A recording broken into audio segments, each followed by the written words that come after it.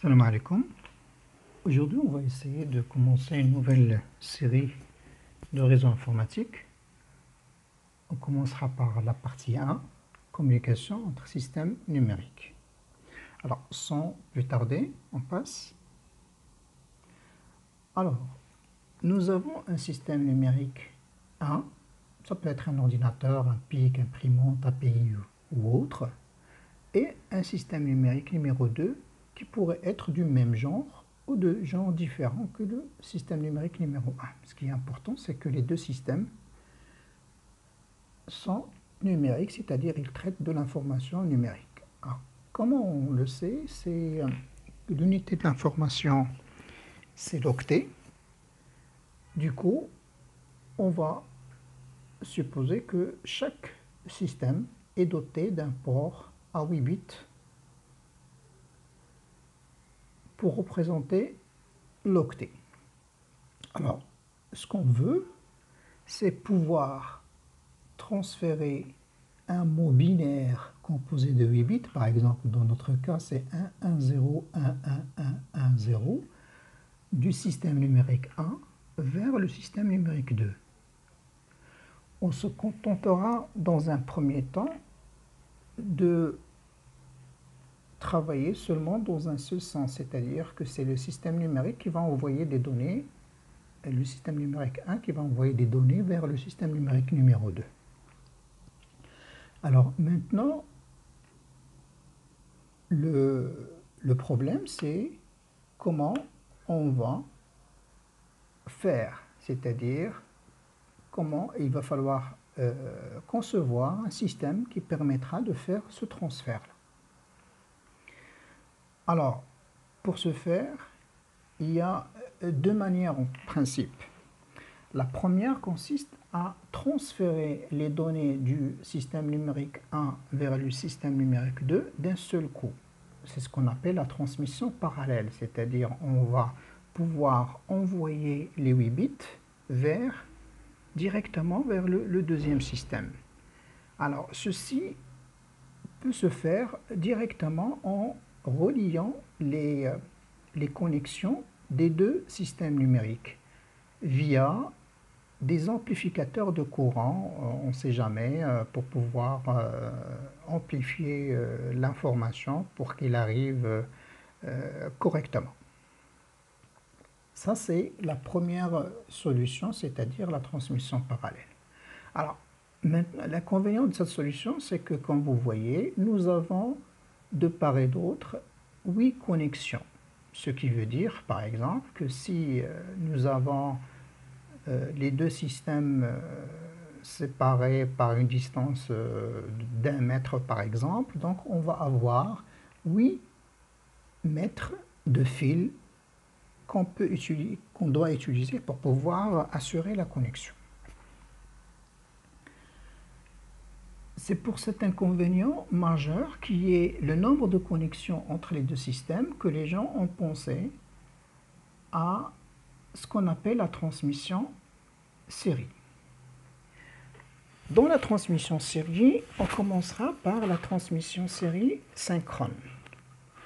Alors, nous aurons besoin d'un registre à décalage parallèle série qui, son rôle consistera à faire passer un par un les bits de son entrée vers sa sortie. Et de l'autre côté, nous aurons besoin d'un registre à décalage, cette fois-ci série parallèle, qui va permettre de transférer un par un les bits issus du premier registre vers la sortie du deuxième registre.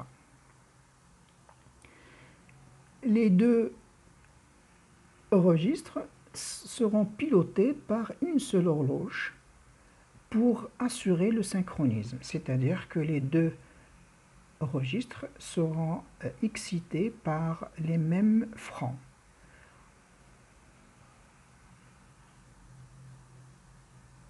Si on essaie de voir une petite simulation de ce qui va être le cas, on pourrait le voir. Donc on commencera par envoyer le premier bit le bit de poids faible qui va être à la sortie du premier registre, et puis le premier registre à son tour le transmettra vers l'entrée du système numérique 2. On passe au deuxième bit, troisième, et ainsi de suite, jusqu'à arriver au dernier bit. Ainsi, après 8 impulsions d'horloge, nous aurons nos 8 bits qui seront présents sur le deuxième système numérique. Parfait. L'avantage majeur de ce système, c'est que nous aurons un seul fil qui va de part et d'autre connecter les deux parties. Donc si nous avons la première partie ici, hein, et la deuxième partie là. Et les deux parties vont être connectées juste avec un seul fil. Ça, c'est l'avantage majeur. Maintenant, pour ce type de transmission série disynchrone, il y a un petit inconvénient qui sera dû au fait que si jamais il y aurait un décalage entre les horloges, surtout si on munit le premier système par sa propre horloge et le deuxième par sa propre horloge aussi. C'est ce qu'on va essayer de découvrir dans cette slide. Alors, supposons qu'on veut transmettre les bits, donc comme au cas précédent. Donc le premier bit, le bit de poids faible va passer, le deuxième et ainsi de suite. Sauf que si jamais il y aurait un décalage, un déphasage, un petit déphasage entre les deux horloges des deux registres, hein, alors ce qui fait que ce bit-là, le troisième bit par exemple, il pourrait être confondu avec le bit suivant et il va être interprété comme un 0, ce qui va entraîner une erreur de transmission. Pour pallier à ce genre de problème, les gens ont pensé à concevoir ce qu'on appelle un système de transmission série, cette fois-ci dit asynchrone. Alors, il repose sur le même principe, c'est-à-dire toujours j'aurai de part et d'autre de chaque système, j'aurai un registre à décalage de gauche, un registre à décalage parallèle série, de l'autre côté un registre à décalage série parallèle. Cette fois-ci, les deux horloges sont séparées et ne sont pas obligatoirement synchrones, c'est-à-dire ils peuvent être décalés, mais leur fréquence doit être la même. Alors, pour ce genre de transmission, le système numérique 2, qui consiste le récepteur, il doit être averti que le premier système veut lui envoyer des données. Donc il doit être averti. C'est comme vous, par exemple, lorsque vous avez votre téléphone. Alors, vous n'allez pas toujours prendre votre téléphone à la main pour attendre juste que quelqu'un vous appelle. Donc, vous êtes en train de faire un travail avec le téléphone, vous regardez une vidéo, vous regardez des photos, vous pouvez faire, vous êtes connecté à un réseau social, mais dès qu'il y aurait un appel, donc il y a et le téléphone sonne. Donc, c'est un avertissement comme quoi il y a un appel. Donc, c'est le même principe qui va être ici, c'est-à-dire que le premier système numérique, quand il veut envoyer des informations au système numérique 2, donc il doit l'avertir. Alors, pour ce faire, donc là, par exemple, il doit l'avertir avec le signal S. Le signal S, normal, par exemple, s'il n'y a pas de transmission, le signal S va être égal à 0 ici. Il doit être égal à 0. Alors, une fois que le premier système veut envoyer des données au deuxième système, on va faire passer le S à 1 durant, par exemple, 2 périodes d'horloge. C'est ce qu'on appelle un start, c'est-à-dire que le premier système veut informer le système numéro 2 comme quoi il veut lui envoyer des données. Donc ça se passera obligatoirement par un start. Et du côté du système numérique 2, lui, il est toujours en écoute de signal S. Il doit le tester. S'il voit qu'il est passé de 0 à 1, il y reste à 1 pendant 2 périodes d'horloge. Donc il va savoir que le système numérique numéro 1 est en train de lui envoyer une information. Après le start, donc le système numéro 1, il va envoyer l'information comme auparavant, donc les 8 bits de données qui constitueront ce qu'on appelle le data, ça veut dire les données.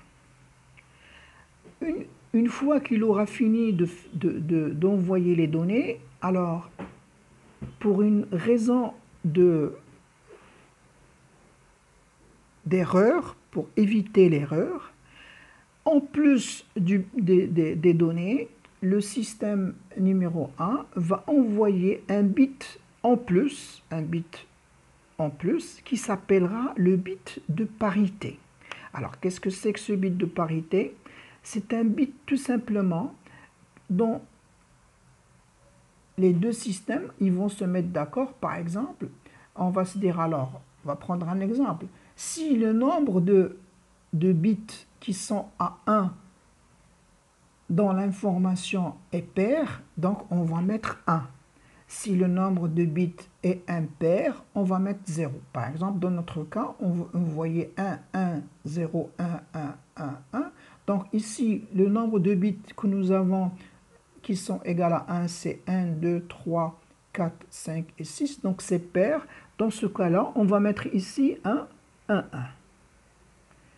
Du coup, quand le système numérique numéro 2 va recevoir l'information, il va lui aussi à son tour tester est-ce que le nombre de bits ici qui sont égaux à 1, il trouve 6 et le bit de parité c'est 1, donc il va se dire que c'est OK, que l'information qui a été envoyée est bel et bien ce qu'il a reçu. Mais si jamais un de ces bits, par exemple, on va prendre au hasard, disons que ce bit-là, par exemple, au lieu qu'il était envoyé à 1, mais vu qu'il y avait une erreur, elle est devenue à 0, le système numérique numéro 2, quand il va lui compter, il va compter 1, 2, 3, 4 et 5. Il va trouver que le nombre de bits qui sont égaux à 1, il est impair. Toutefois, le bit de parité qu'il a reçu est égal à 1. Donc, il saura que l'information qui lui a été envoyée est erronée. Et du coup, il va rediriger le système numérique 1 pour lui envoyer à nouveau l'information. Après la fin après le bit de parité, le système numérique 1 doit informer le système numérique 2 comme quoi il a terminé de lui envoyer l'information. Ceci peut se faire par exemple par 2 bits qui sont à 1, qui s'appelleront des bits stop. Alors, récapitulant, donc on va voir pour la simulation. Donc là, on va envoyer le premier 1. Le premier 1 pour le start, le deuxième start, et on passe aux informations.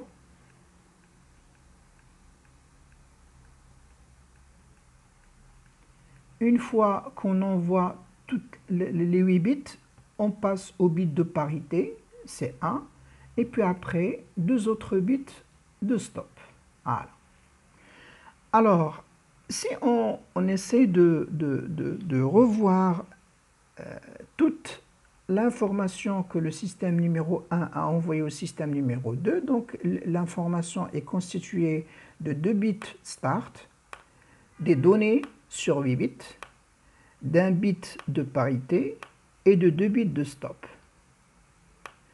Donc, le système numéro 1 ne va pas seulement envoyer des données, mais il va aussi les envelopper par 2 bits start, un bit de parité et un bit stop.